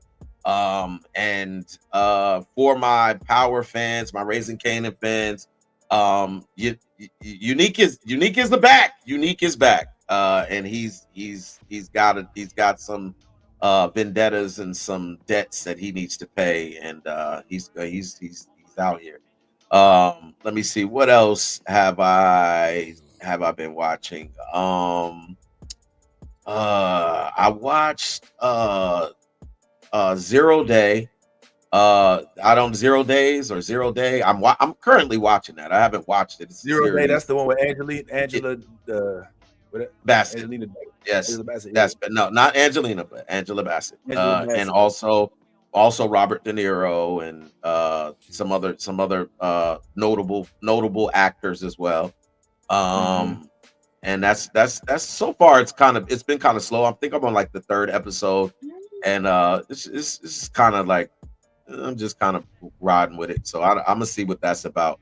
For my anime watchers, Sakamoto Days. If you have not caught Sakamoto Days, if you're an anime fan, pull up Sakamoto Days is on Netflix right now for your streaming pleasure. It's about the world's greatest assassin, and everybody's trying to kill the world's greatest assassin. But is he past his prime? I don't know. You get a version of him that is overweight and looks like he might not be the what he used to be, and I guess you'll have to watch the show and determine for yourself if that's facts or fiction. Let me see. I think that's pretty much all I'm watching right now, man. Obviously Paradise, we're waiting for that to come back out. Reacher season 3 is out. If you haven't watched Reacher, that's been a little slow as well. This season has been a little slow of Reacher as well. I'm on episode, I think, 3. And I loved season 1 of Reacher. Season 2 of Reacher was decent. This one, I don't know, man. I'm still trying to make a determination of what's going on with Reacher season 3. Still a big fan of Alan Rickson, however you pronounce that. But still a huge fan of him. And I think that's it, man. I think that's all I've been watching this week. All right. Well, that's what's up. Thanks for the Thai flicks. I saw Gladiator 2. And I think I spoke on that earlier.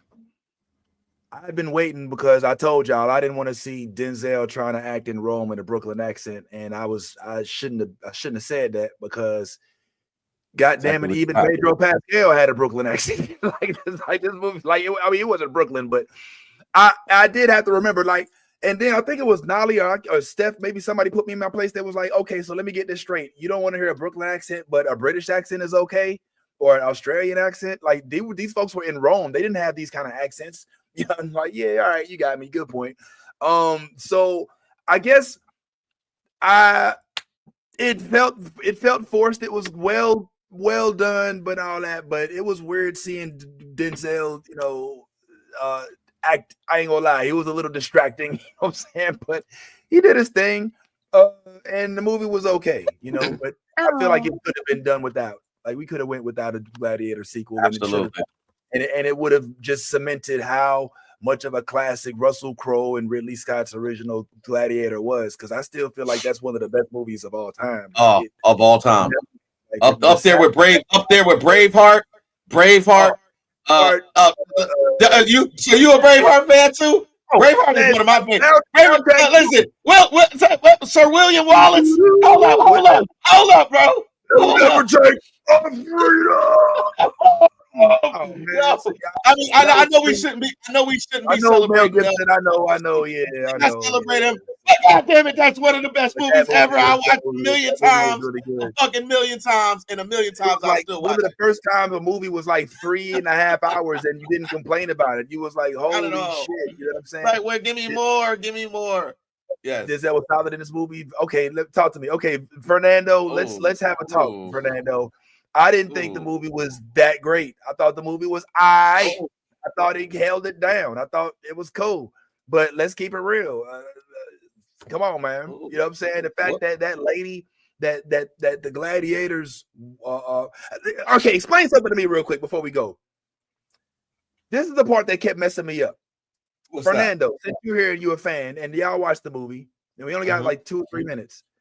But Marcus, so the boy, the main character, he was the son. Somehow the son of Maximus Decimus Meridius. Yes, not somehow, but he was. But he met him for the first time when he was a gladiator. Explain. I don't understand. No, he never met Maximus. Maximus was dead by the time he never met Maximus. Maximus was dead. Oh, he met him as a child. As a child. Well, the thing was that the queen had a son, right? Correct. And the supposedly the son that she had was Maximus's son when I guess they that is a good question. Yeah. Now that you put it out there. Yeah. I thought they had like a relationship, but then I thought about it and I had to go back to the original movie. Maximus had a wife and a son that he had left behind, and they killed. And they killed his wife and son. And they put him in slavery. Yeah. They put him into slavery. And then he met the queen. They fell in love. The father had died in war. The father who died in war had named Maximus he had named Maximus the one who he wanted to rule, if I remember correctly. In the original, the king died and named Maximus his successor. But what happened was he named Maximus his successor in a room only when Maximus was there. So Maximus says he was named the successor, but the son who wanted to be the successor took over and said, no. You know what I'm saying? Yeah. So he took it over. He killed him. He did kill his dad. He did smother his dad and kill his dad. So the sister, which was the daughter of the king, had a son.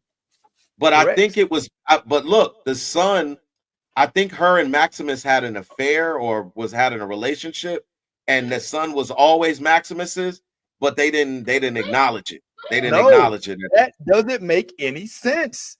How can he go directly from, oh snap, I'm about to be your successor, to oh snap, let me go check on my family. Oh snap, they're dead. Now I'm in bondage.